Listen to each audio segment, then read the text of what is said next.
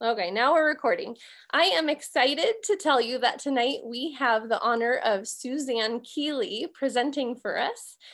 She's actually a graduate of the University of Colorado, so she has some roots here in Colorado, though her private practice is located in Illinois. She's a licensed speech-language pathologist with over 30 years of experience successfully working with clients who have executive function disorders and differences. And so she knows what she's talking about.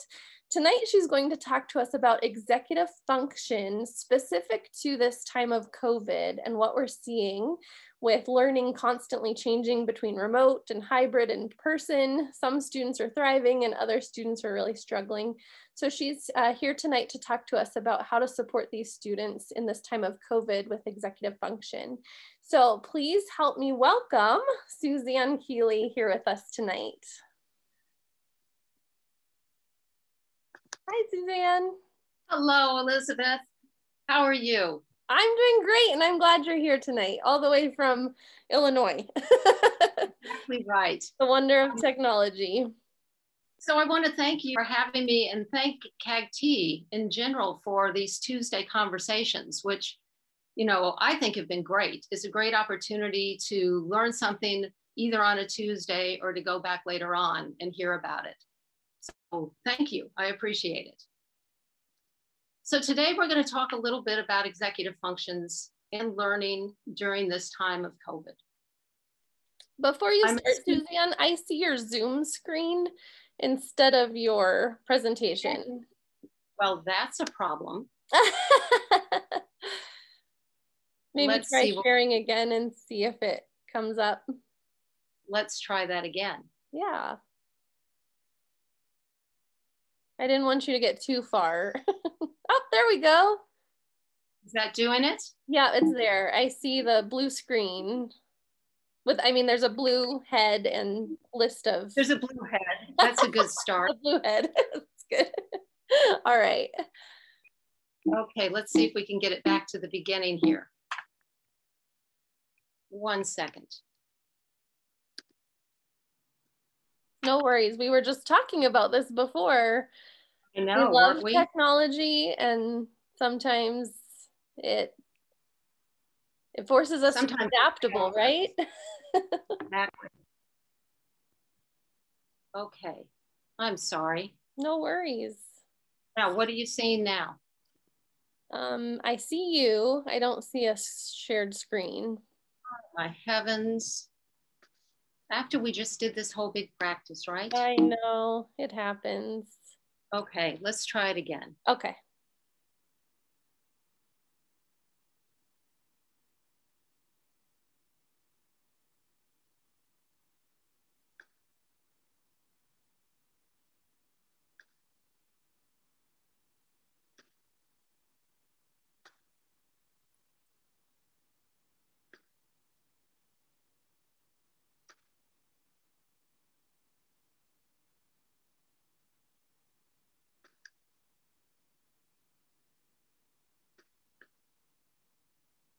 Okay, I see your presentation. So I think if you get to the slide, yep, there we go.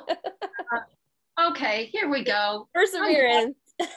All right, so what I'm thinking is that if you tuned into the chance to hear something about executive functions, you probably have a little bit of an idea what executive functions are. So I'm just going to kind of go through the Cliff Notes version of them.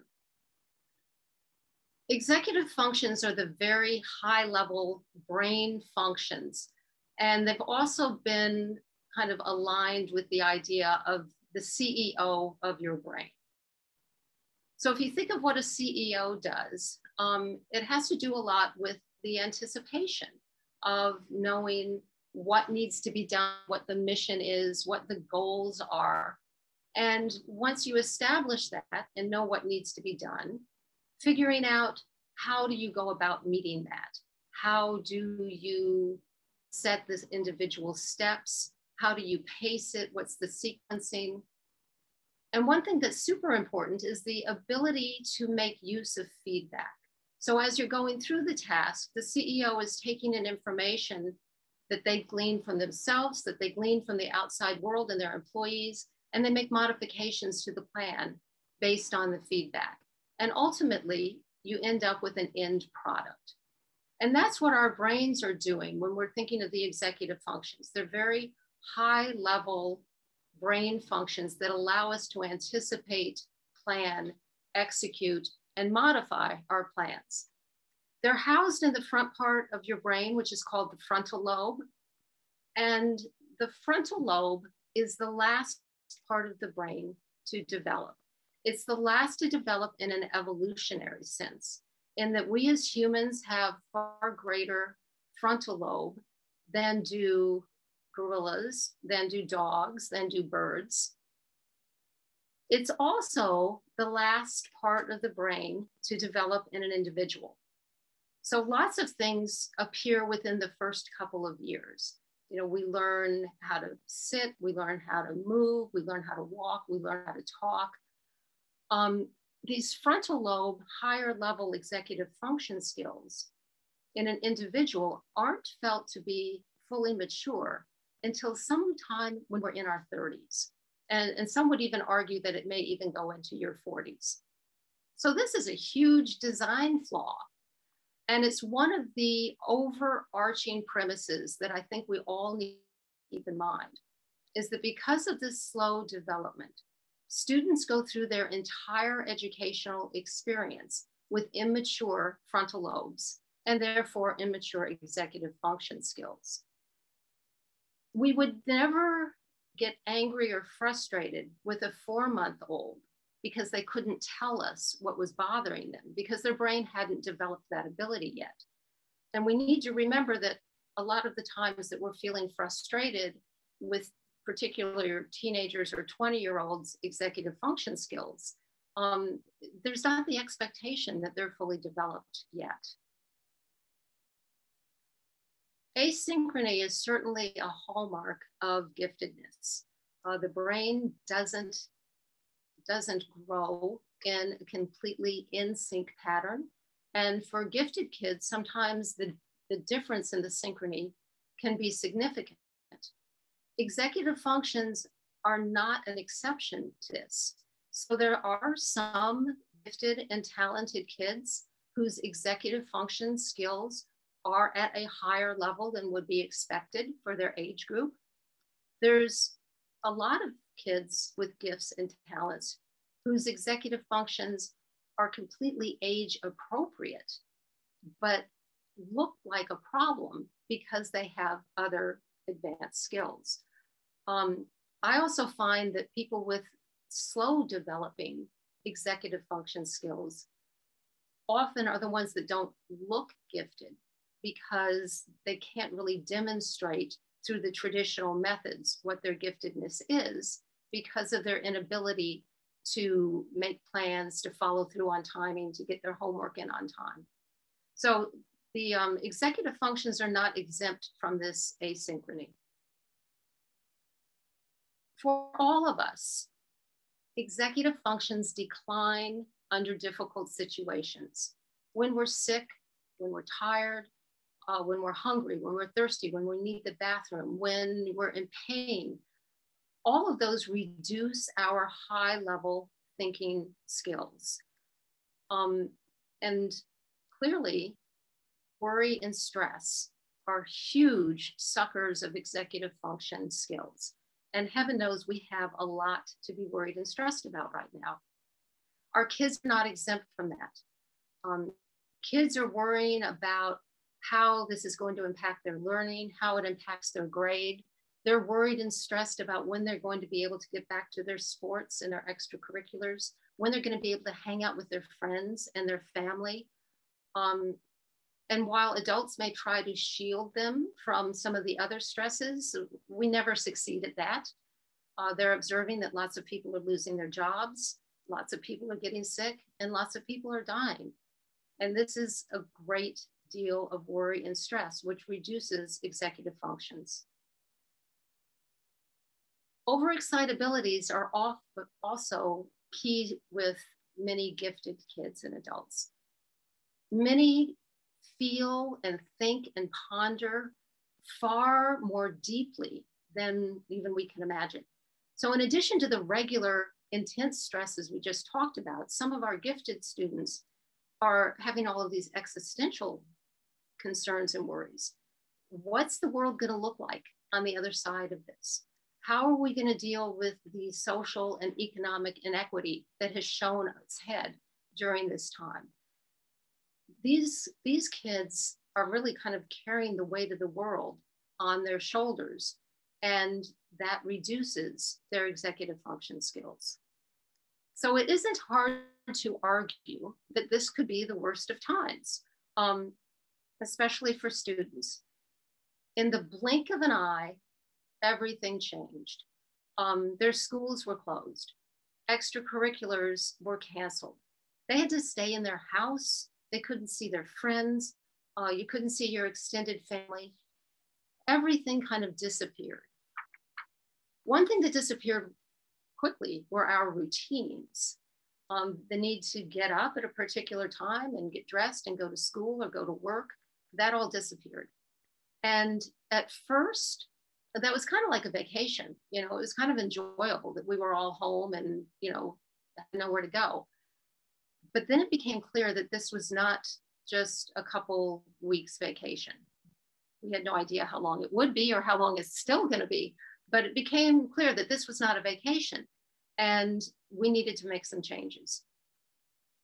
Some people kind of found some new routines, but the majority of people didn't. And, you know, that lack of routine has been really catastrophic for a lot of people. And it's clear that in those instances, it really has been the worst of times. Within the changes with kids and with learning, I kind of see three areas that are big clusters, lots of other stuff on the outskirts, but one that's disappeared that's significant is the environmental cues. Our brains, our frontal lobes, they respond differently based on the environment. We behave differently when we're walking into school or work than we do when we're walking into, let's say, an art gallery, than we do when we're walking into a sports arena. The environment gives our frontal lobes cues as to how we ought to be behaving. And suddenly all those cues disappeared because we were all in our house and all the lines became blurred. The changes in the requirements for participation have messed with people's executive functions. It's completely understandable that schools and work have had to make some concessions to what needs to be done and what does not need to be done. But again, it's a very, very high level skill to do what is best as opposed to doing what is easiest. If all of our frontal lobes were able to do what's best for us at all times, I mean, we'd all be healthy and rich and everything would be great. It's a very high level skill. So to expect kids to always be doing their best at school, if it doesn't count or there isn't a grade or the requirements are different, that's a very high level expectation. And then lastly, the learning differences. The ability to tailor educational activities to different learning styles is virtually impossible. And for a lot of our twice exceptional kids, it's been very difficult because the ability to have accommodations that are helpful may not be able to exist. I recently read a book by Bruce Fellner called Life is in the Transitions.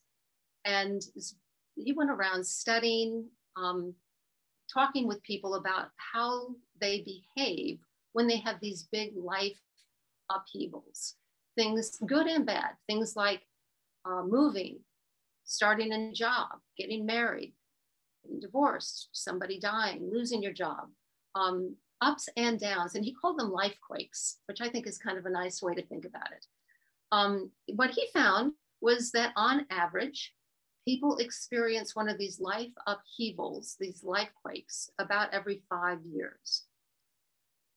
Now, we hope that our kids are not going to have a life quake this significant in their future, but they're going to have life quakes in their future. They're going to have dozens of them. Their ability to handle those life quakes, this is a good opportunity to give their frontal lobes the strategies and the tools that they're going to need to survive the upheavals that are going to come in the future. It's pretty hard to argue this could be the best of times. So I don't think that I'm going to argue that, but I think I will try to argue that there's a lot of good opportunities to enhance executive functions that are going to help our kids, maybe not for today or tomorrow, but certainly long into the future.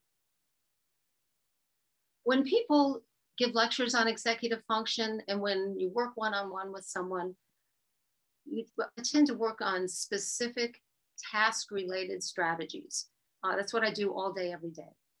But I think for this talk, it's going to be much more beneficial to take a very broad angle view and look at ways that we can do things in a broad sense that will make it easier to fit into daily life, which is the only way that it's going to work these days. So I want to start with the executive function idea of mental flexibility. This is the ability to do something in a different fashion. Again, it is a very, very high level executive function skill. I actually find it to be the major stumbling block with kids and adults that I work with who have significant executive function problems. It's often due to the fact that they have no mental flexibility, the ability to see and do things in a different way. Many of our gifted individuals struggle with perfectionism. They have a very rigid way of thinking about things. They like to do things their way and their way only. They often let perfection get in the way of good enough. It has to be done their way. That is a recipe for disaster during this time. Can you imagine where we would all be today if we refused to do anything differently than the way we had always done it? It doesn't work. Mental flexibility is key. And I work hard to try to get kids to understand that life is more like managing a jungle gym than managing a straight up ladder. You have to be able to find a different way to get to where you're going, because the way you think you're going to go very rarely is the way it ends up. Mental flexibility also involves the ability to understand that things can be two things at one time. You don't have to dichotomize things. It isn't good or bad, easy or hard, that it can be a blend of both at the same time. And that is certainly what we're finding these days, is that there's all sorts of things that are really crummy, but at the same time, there have been some little silver linings that people can appreciate. If you're rigid in your thinking and rigid in your mental flexibility, you can't ever see things as being a blend of good or bad, of two different occurrences at one time. Resilience is achieved in part through executive function flexibility. And I can't think of a better time to try to be working on being flexible, which will build resilience, which will help our kids when they encounter their next life upheaval. One way to work on this mental flexibility is through routines. Routines calm the brain.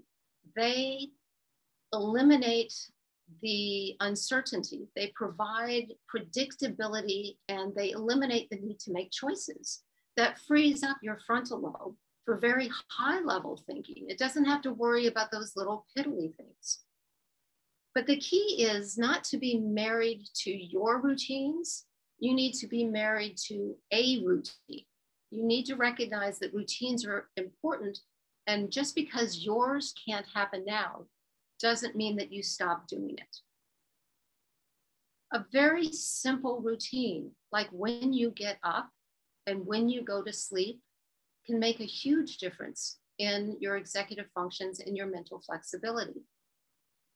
You know, it doesn't mean you have to get up at 6 o'clock like you might have been doing for work or school, but the idea of just sleeping until you wake up and then falling asleep on the couch whenever you get tired provides that constant strain on your frontal lobe. There's no predictability. There's nothing within its control to manage a predictable time to get up and a predictable time to go to sleep. Changing, being flexible with your usual pattern. Don't abandon it, just be flexible with it. Clothing is another great environmental cue. I don't know about you all, but when this all started and I was going virtual, I was pretty routinely in my pajama bottoms and a t-shirt. And after a little bit, I realized that, you know what?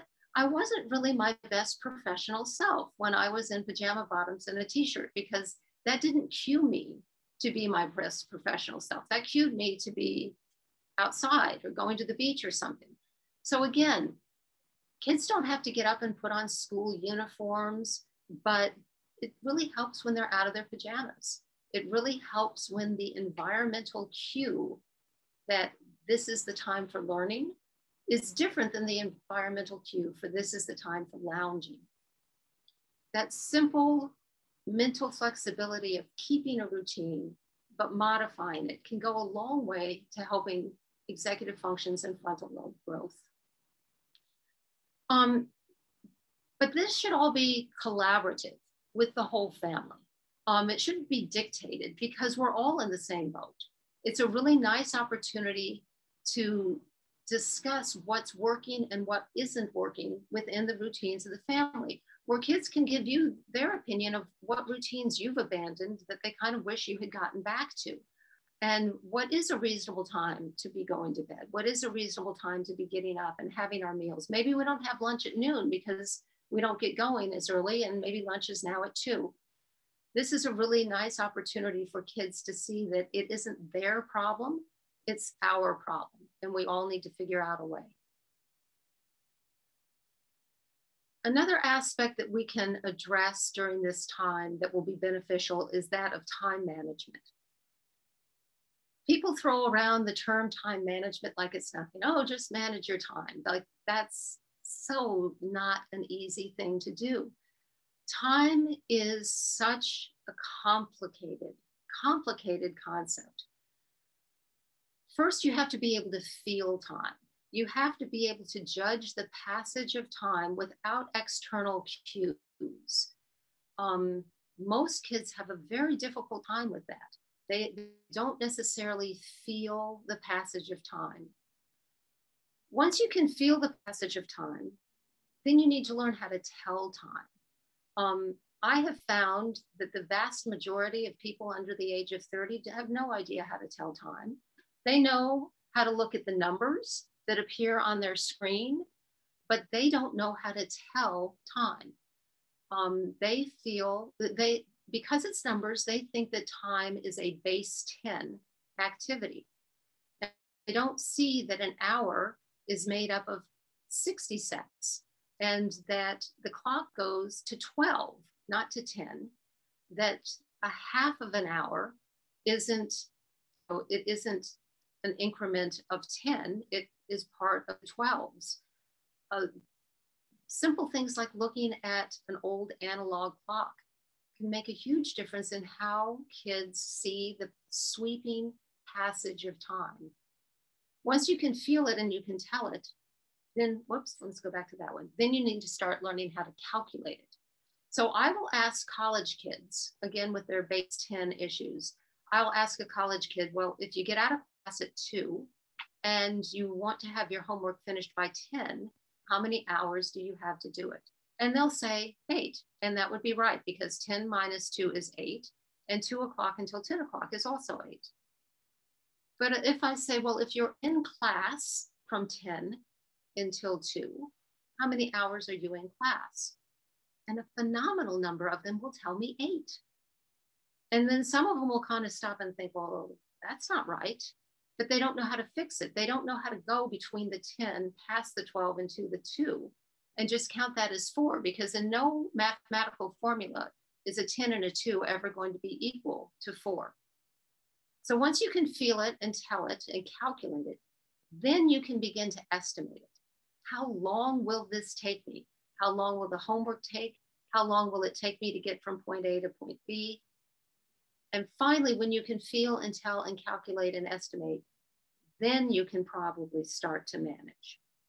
It's a very complicated process. And we skip over so much of it and just say, well, manage your time better.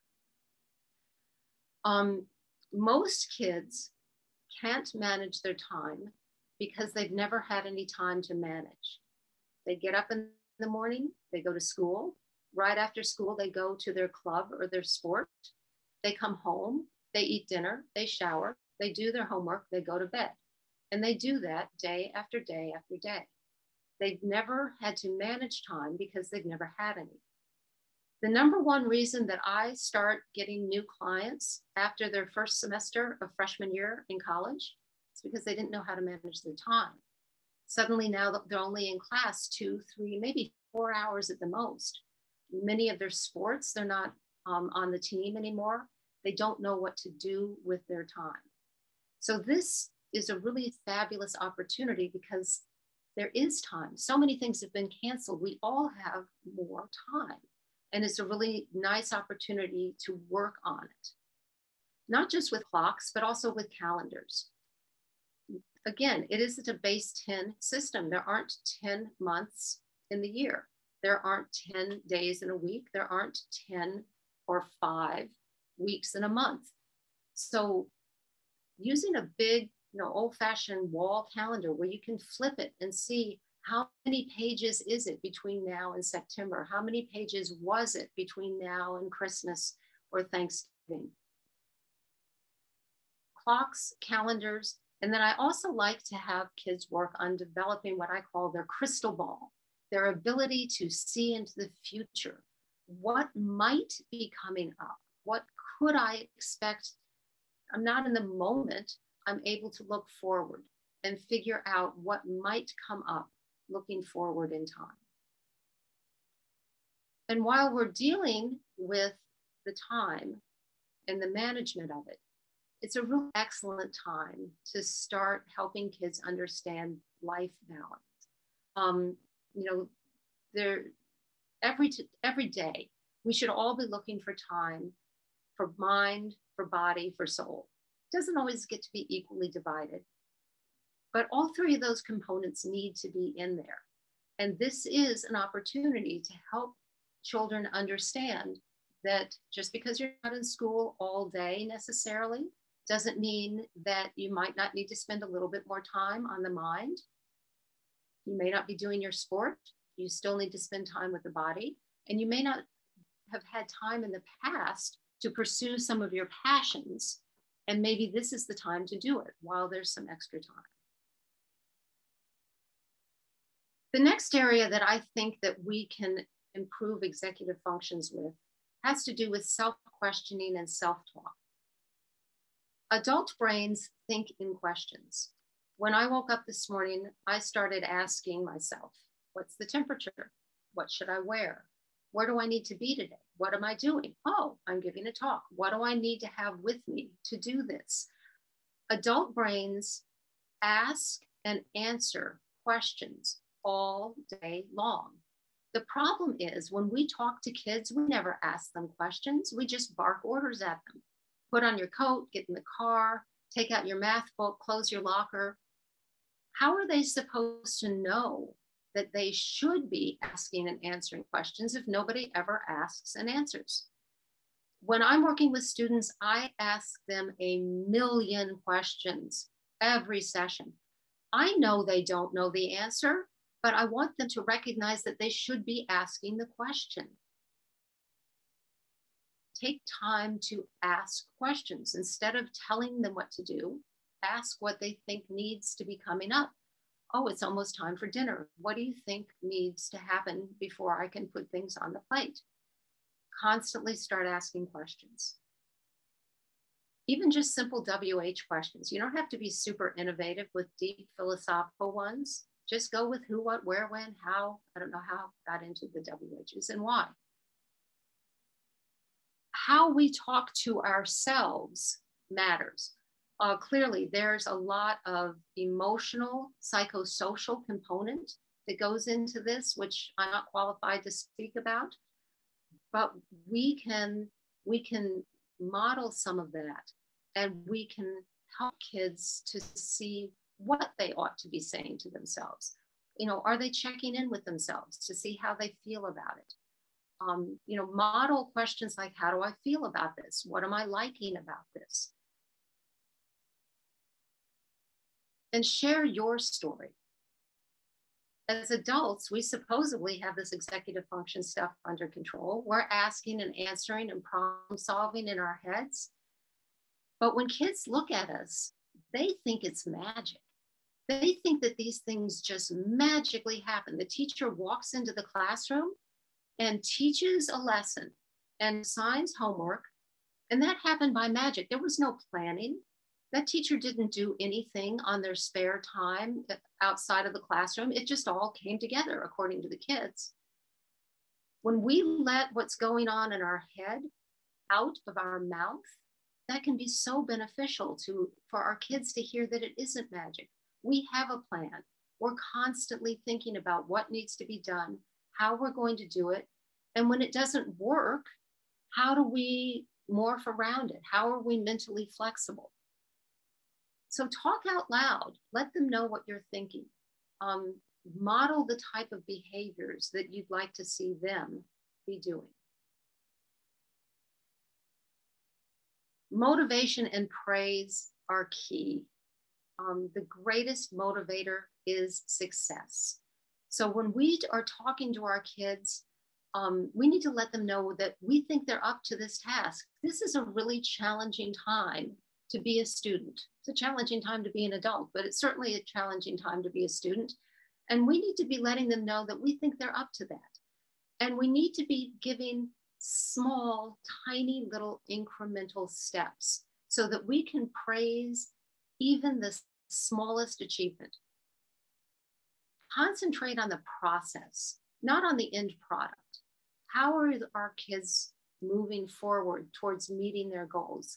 And anytime we have the opportunity to let them know that they did that really well, that's going to make them want to keep doing it. And when we're all constantly being hit with the things that aren't going so well, it's easy to get bogged down in that. But kids are doing an awful lot of phenomenally great things. And it's important that we step back and look and find those little incremental points that they have shown improvement and let them know that we see it and we're proud of them for doing it. So it's very easy to argue that this is the worst of times. We don't need to go over that. I do not think that I can possibly argue that it is the best of times. What I have found is that I hear Mick Jagger in my head a lot lately. You can't always get what you want, but you might just find that you get what you need. And during this time, we're not getting a lot of what we want, but maybe this is a bit of what we need to have a slower environment and changed expectations so that we can help our kids learn mental flexibility, learn the time management, learn the ability to question in their own head so that when the next life upheaval comes, they're better able to handle it. So I'm welcome your questions. Here's how you can find me at Susanne@gostrong.org. I try to put something up on my website at least every couple of months. So I'd welcome you to either contact me directly or just take a look at it. If you have questions about your own child or your students, or you're a teacher who's looking for how to incorporate executive functions into what you do, I'd love to talk with you. If you're a group that would love to delve into a more specific topic of executive functions, just give me a call. I'll post products on there too. The second publishing of the Write It Down book that deals with how to use a planner, that should be available sometime in the spring, and I'll put that up on the website. But for now, I'm happy to take any questions that you all might have. I know, Elizabeth, there was one that you sent me earlier about somebody. Yes. So this person said that they know that that I think a planner is important, which I certainly do, but that their child is very reluctant to use it because they can remember it, which is like the classic answer, isn't it? Isn't that what all your kids tell you is, I can remember it? So there's a couple of things that I would suggest. One is to reinforce that it's a plan. It isn't a to-do list. Being able to remember your homework is being able to remember a to-do list, and that's nice, but it doesn't allow you to make the big plan that goes around it, which involves, what else do I have besides homework? How long is it going to take? How much time do I have? What are my priorities? All those other elements.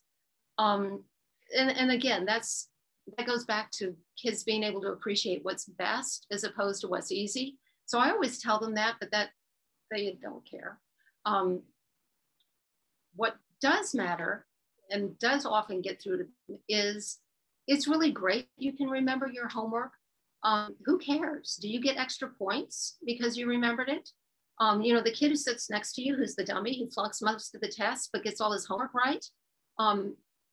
You know, how's that working out? You know, are you doing better because you remember it? There's no bonus. We can teach rats how to run through a maze. Memory is not a high level skill in this instance. So why are you using good brain space for remembering minutia? The other component that's really good is to model it. When kids see adults making plans, not just trying to remember everything, having calendars, having to-do lists, having priorities, when they see adults doing that, that reinforces that that's how adult brains think. But it is a challenge. And some kids will continue to just say, I can remember it, until they can't. And then they start missing assignments because they didn't remember it. And hopefully they don't get to that point. Any other questions? Yeah, that's really helpful, Susanne. I appreciate that. A lot of students are resistant to any type of planner, calendar, anything. I like the way you approached that. Jen has a question to piggyback off of that. She said, do you think there's a benefit to handwritten paper planner versus a digital planner, like the hand-brain connection, or do you have thoughts on that? I think it's pretty individual. I'm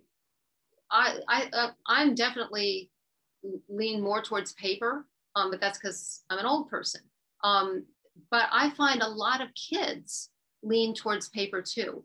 So I have an assortment of paper calendars and planners, and I also have an assortment of digital ones.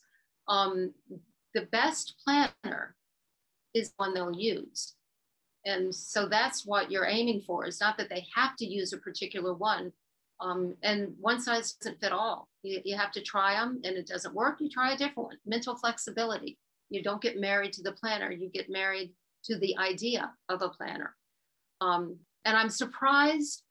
I originally had anticipated that the younger and the more tech was ingrained in their life, the more apt kids would choose an electronic one. And I've been surprised how many don't. So it really is kind of an individual thing. I'm in the paper planner camp too. I have to write it down and have a physical something in my hand. But I do appreciate when my phone dings sometimes and reminds me of things that I have coming up. Exactly. Jen had another question. She said, how do you reconcile the 8-year-old child who sometimes exhibits amazing executive function with the same child who sometimes has 0? Is this an expected progression of executive function growth? Yeah, it certainly isn't a straight up slope, and it's not even a staircase. It's kind of like more like this. But when you see the skills declining and hitting that 0, it's always good to ask yourself, what else is going on? Are they tired? Are they hungry? Are they thirsty? Do they need the bathroom? Does something hurt? You know, 9 out of 10 times when executive function skills hit that less than 10% mark in a kid, it's because they're tired. They're done. They're spent. Their body is still moving and their brain has shut off. I was also thinking about how you were talking about the environment, what environment they're in, how successful they are. I know even as an adult, sometimes there's environments where I'm more successful than others, and COVID and our current state of life has kind of thrown all of that, like you said, with our mental flexibility, we're having to rethink a lot of things. Exactly. We do have another question that came in from Madeline. She said, at what age should parents begin teaching executive function? I would say from this moment that they're born. Just like anything else, modeling is the easiest thing to do when they're little. Kids see us talk, they see us walk, and they want to be able to do that too. And when they see adults, using good executive function skills, when adults are sharing with them what process is going on in their head, that gets them going at an early age. Is there an age, this is just my question to piggyback on that. So we're modeling for our children, we're putting them in situations where we ask them questions rather than shouting orders. Is there an age where we would say specifically, I want to talk to you about these skills, they're called executive function? Is there an age where that becomes appropriate rather than just teaching it implicitly, I guess? Yeah, that's interesting because, for the longest time, these skills have existed forever, and the terms executive functions have been prevalent in medicine since the 1800s. So we were well aware of executive function deficits for people who had frontal lobe brain damage. The words didn't start creeping into education until, the last 20, 30 years. So when you start addressing it is kind of a new idea. When do we start throwing the vocabulary at kids for what's going on in their head and in their body? So I think that piggybacks along with everything else that we do with kids. When they're at a point that they're capable of understanding it and they're questioning it, that's the time that you start talking about it. And, particularly as kids enter their teenage and preteen years, when, you start getting that headbutting of, well, why can't I do this? That's a good opportunity to say, well, because the part of your brain that controls the ability to make good decisions isn't mature yet. So I can't, I couldn't allow you at 9 to get in the car and drive because you don't have the skills. You don't really have the skills yet to make a good decision on blah, blah, blah. I think, yeah, at ages where we can name things and let them in on the process, it can be so powerful. Exactly. Our next question comes from your good friend, Terry.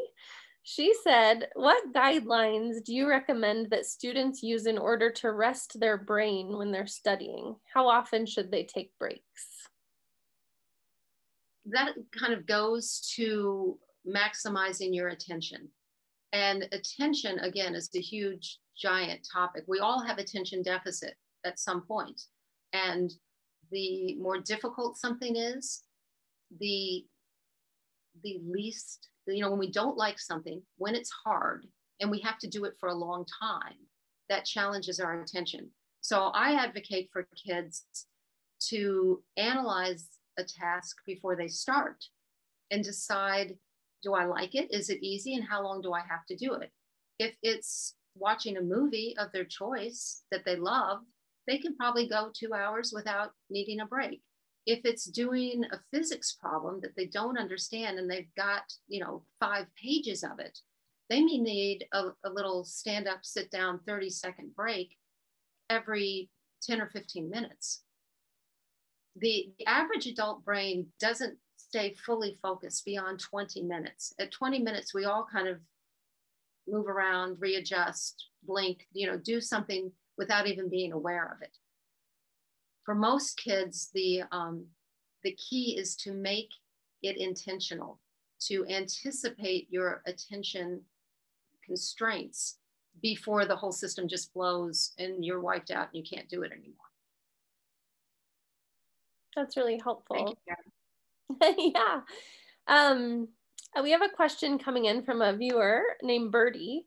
It says, I wish my son didn't use his computer to play and do schoolwork, in this hybrid and virtual world. we're on screens for the work part, but then that's also where a lot of our kids find enjoyment.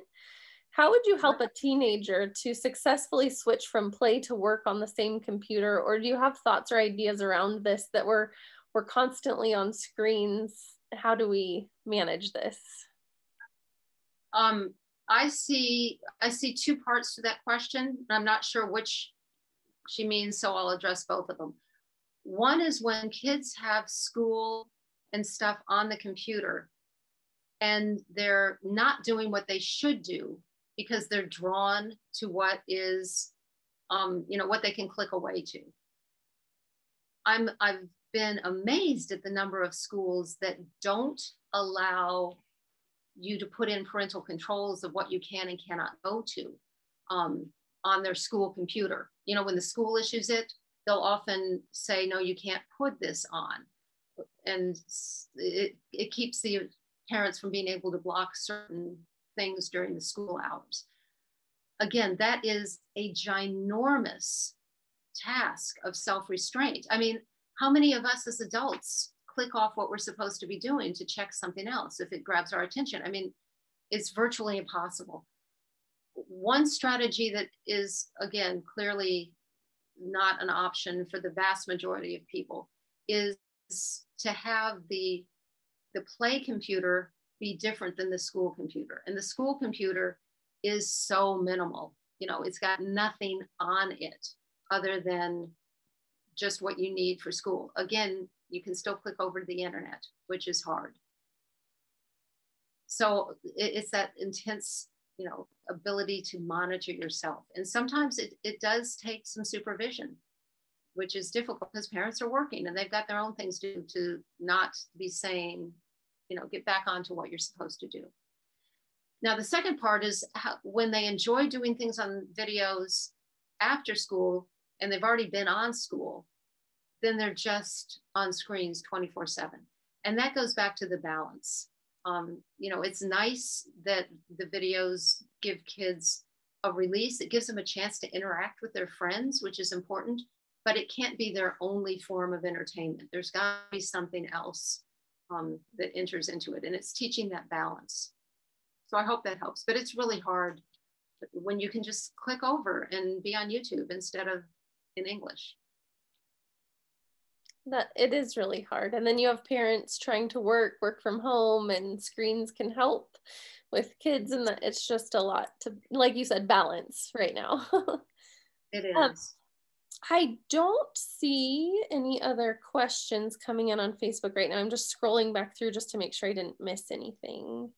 I just really loved how you talked about this can be an opportunity to teach our children, our students through, I like the word life quake, because we're going to experience these in life. And so we have to have the flexibility to adjust to these situations that are going to come our way. And this is a long one.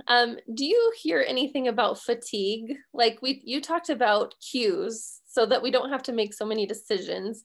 I know that sometimes I feel like I have decision fatigue, like I've just had to do it too much. Do you find that the people that you work with or in your research that there's a fatigue around some of this, depending on how long we have to stay in this unknown? Oh, completely. I mean, we're all just kind of, mush brains at this point. It's, nobody's faring well with this. And it's tiresome to constantly be flexible. It's tiresome to be missing how things used to be. It's tiresome to be stressed about what could happen if you don't follow the rules. It's tiresome to think what's going to happen if things don't open. I mean, the whole thing is just exhausting. And I think that's why you find a lot of people are just tired. They need a lot more sleep. People aren't sleeping well because of their stress and worry. And I think we're all just a little mushier overall. And I don't have a cure for that. Yeah. Make it all go away. Right. Yeah. I'm just double checking if there were any other questions. Again, I think that just the image of the playground and mental flexibility was huge. And through that, we can teach the resilience. I think it's being careful as parents and teachers what expectations we have, what's reasonable and what's not based on how the child is developing. Oh, we got one more question. So let me ask you this. Birdie asked, we communicate with our parents about programs through a flyer app. Would you have a flyer, like a one-page format that I could send to families at the school where I teach? Should she just reach out to you on your website? Send me an email and give me a little bit more of an idea of what you're looking for, and I'd be happy to. Okay. Perfect. And Suzanne's info is on the screen right now, so you can get in touch with her directly. This has been so helpful, Suzanne. I love executive function, and I feel like I know quite a bit about it, but I feel like tonight was super helpful just in this unusual time where we can keep our focus and how we can help support our students to come out stronger on the other side, which is what we all want for our children and our students. So thank you. And like I said, thank you guys for holding these Tuesday talks. It's really been very enjoyable. Of course. Let me just tell everyone who is coming next week. We're really excited. We have a special guest, Dr. Matt Zakreski. I hope I'm saying that right. And he's going to talk on an interesting topic. His title is They're All Going to Find Out I'm a Fraud, Combating Imposter Syndrome in the Gifted. So if you yourself, I know sometimes I feel this, or if you have gifted children or students who just struggle with that label and what that means and feel like they're an imposter and they're going to find out, that would be a great talk for you to come join us next week. But I see all kinds of thank you, Suzanne's in the comments. Super helpful tonight. We really appreciate it. Thanks for joining us here on Facebook, and hopefully we'll see you next week. Bye, everyone. Great.